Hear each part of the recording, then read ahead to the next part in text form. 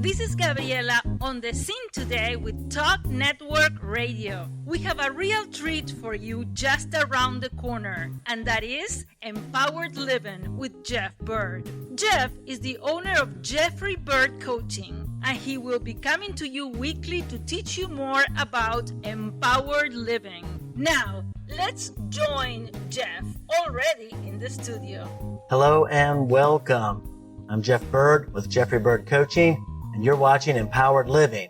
I'm so glad that you've chosen to join me today. We got a good episode coming up on a topic that I've never heard talked about before in this way. But yet it came up in a real life situation recently that I knew about, was involved with, and this occurred to me. What I'm talking about, I'm titling The Other Side of Abuse. The Other Side of Abuse. And this is how undue inflation without responsibility is also abuse. Now, what do I mean by that? We usually think of abuse as kind of doing something damaging, doing something negative, kind of like bringing somebody lower through some type of engagement, be it verbal or physical or sexual, or somehow we're bringing somebody lower. The other side of abuse is an abuse, and it really is an abuse. We're going to unpack that, but it's a type of abuse that actually puts somebody higher, but not in a healthy way.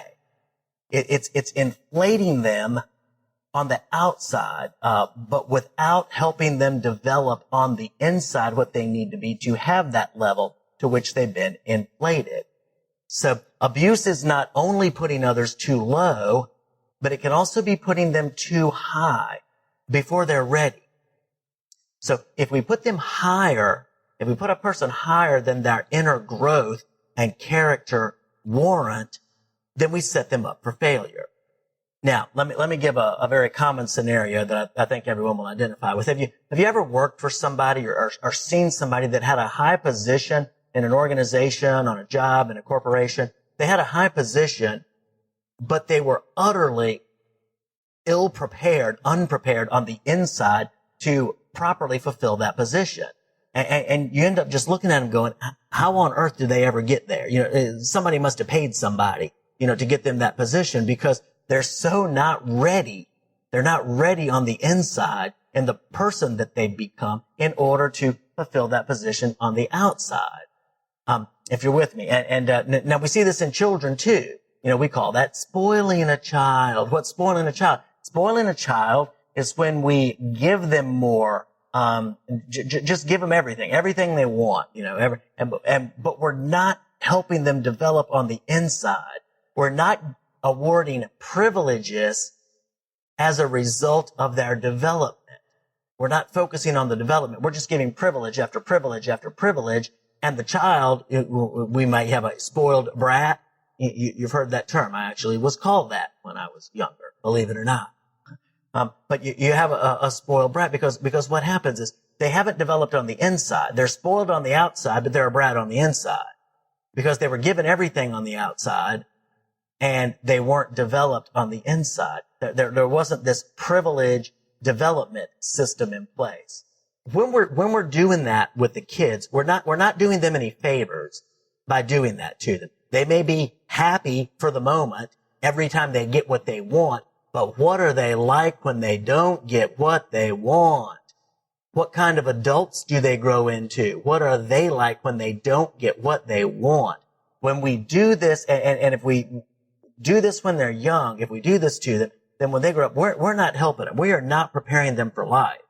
Because then they get into situations where their development, their character, their integrity, their maturity is needed, and that's what's required of them, and they don't have it.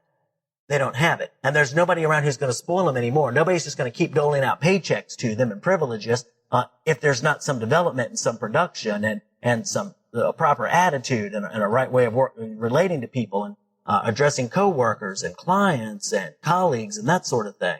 So we don't do anybody any favors by pushing them too high beyond their development. So privileges based on inner development is the path that best serves both children and adults. Privileges based on development. And what I've come to understand is that when we focus as adults on developing ourselves, and even a child can do this, when we focus on developing ourselves on the inside, on what we're becoming the person that we need to be, then what happens is that gets noticed. New doors get opened. People give us new opportunities. People support the things we're doing because they believe in us, because they see who we are becoming. Now, when I was a kid, we had these little stickers in school, and they were called the B attitude stickers. They were little bitty stickers, and they were little bees. They were like little honeybees, and they had different characteristics on them. And they would all say B, B-E-E, and then some quality, some character quality. Some of them, the ones I can remember, I looked them up on Amazon the other day. I was hoping I could find some, but I didn't find them. I found some other B stickers, but not these particular ones. But some of the qualities were joyful, be kind, be helpful, be generous, be a listener. And there were all these different be attitude things that we could become. And they were encouraging that quality, that inner development. And not just giving us everything we wanted, but going, okay, these are things that we need to work on, work on developing and need to become, so that we can get those opportunities in life. We can be the people we need to be. We can handle situations in the right way, the way they need to be handled. And the good news is, you may look at some of the good things and go, oh my gosh, that's just not me. Well, the good news is that if you do realize an area of shortcoming in your attitude, in your character, it doesn't have to stay that way. It can absolutely change. One of my mentors, John Maxwell, tells the story about his dad. And his dad had some attitude issues when he was a younger man. But he took those on, and he decided he wasn't going to be the guy with the bad attitude. He started reading books. He went to seminars. He spent time thinking, praying about it, meditating on good things. And he changed his attitude so much so that when he was in his 90s, I want to say it was 94, they realized, hey, he, needed to live in an assisted living community. And there was a new one being built in his area. So they went and they put a deposit down, and his dad was just so eager to get there. He wanted to be the very first one to move in. And so John asked him, he said, what's the rush? Why are you in such a, they're still building it. Why are you in such a hurry to get there? And he said, because there's going to be old people moving in. They're going to have downsized and moved from homes they've lived in all these years and, moved away from some friends. And I need to be there to let them know it's okay. We're going to have a good time. This is a great place. These are nice people. The food is good. The activities are good. We're going to have a good time because they need encouragement. That's the kind of attitude he developed. Now, another little part of that story is what happened is he'd been a pastor for many years. And when he got there, he decided he wanted to start a Bible study for the residents. And so he started one, and people started coming, and it was really well attended, and it got so popular they had to start another one, and another one, and another one. They got up to 5 in that community. Then what happened is word got out to the other communities in the area, and they started busing him out to do studies in the other communities in the area. He's 94 years old. Talk about an attitude development, right? So here's the thing. When we set goals, many of us have goals. We like to set goals. Everybody likes to set goals, but the goal is not nearly as, reaching that goal on the outside is not nearly as important as what we're becoming on the inside. And often having goals, wanting to get to a certain place, we need to be specific about paying attention to what we are becoming. Because often anything that comes along, that might block that goal, we can get angry, we can get frustrated, we can get annoyed, impatient. But what we need to recognize when we're after that goal is be very, very mindful of what's happening on the inside. Because, there's a risk here that without the inner development that's greater than our outward position, we risk not having the character to handle the outward promotions when they do show up and end up destroying it all and others in our mishandling due to our immaturity. The maturity of our soul is the greatest thing we can go after. Now, another one of my mentors, Mark Cole, he's the CEO of all 7 of John Maxwell's companies. He tells the story that a few years back, he realized that he was getting bigger on the outside than he was on the inside. He was having more opportunities, more accolades, more praise, more things thrown at him, more prestige on the outside than he was prepared to handle on the inside. And he was worried that he might make a mess of things.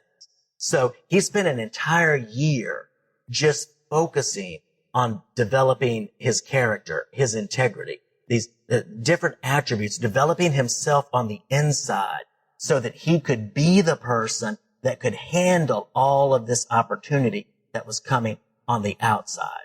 And that's what we need. John Wooden, the famous coach from the UCLA Bruins, led the team to 11 national titles and 7 consecutive titles, which no one's done before or since. But he used to say that when opportunity comes, it's too late to prepare. It's too late to prepare. So we have to start working on this inner person, developing the inner person, so that when the opportunity does come, we're ready for it. We don't have to go, oh my gosh, that's way beyond me. And we end up just destroying things, just wiping it out because we weren't on the inside who we needed to be in order to do what was necessary on the outside. It's an entitlement mindset if we get that way. If we think, hey, we just deserve things on the outside and we're not taking the responsibility to develop on the inside, that's an entitlement mindset, and that is ruinous. It's self-focused. It fails to appreciate the process of becoming better in order to have more. It expects more and doesn't worry about becoming better. But the way the process works is we become better, and then that opens the doors to more, but then we're able to use the more in the right way. So the other way puts the cart before the horse. We don't want to do that. We don't want to just have the more. Look at so many stories of people who have won the lottery, right? They had, from all appearances, not given a whole lot of attention to developing on the inside. And then they all of a sudden won the lottery, got all this money, and it was just destructive. The stories are terrible. They lost it. They ended up with all kinds of relational issues. Just bad stories came out of that. And that's because they put the cart before the horse.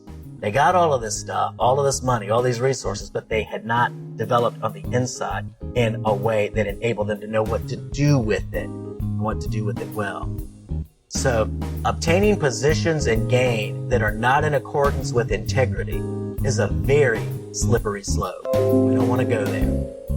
Jeff will be back shortly to wrap up today's message. This is Gabriela, still on the scene today with Talk Network Radio. If you're just tuning in, you're listening to Empowered Living with Jeff Byrd. If you've missed any part of today's message, you can hear it again online, as well as the entire archive of Empowered Living at www.talknetworkradio.com or search keyword #Empowered Living. We would like to acknowledge our music partners, Sound Ideas for Corporate to the Max and Kevin MacLeod for Airport Lounge. Any scriptures read during this broadcast are from the New American Standard Version of the Holy Bible. If you would like to learn more about Jeffrey Byrd Coaching, visit www.jeffbyrdcoaching.com. That is JEFFBYRD coaching.com.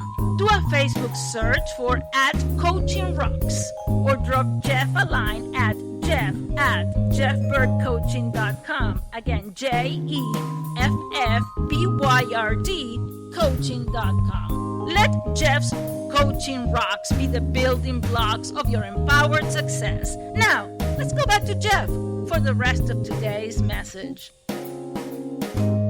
So here's some tips. I want to leave you with a few tips. Okay. Number one is put inner growth first.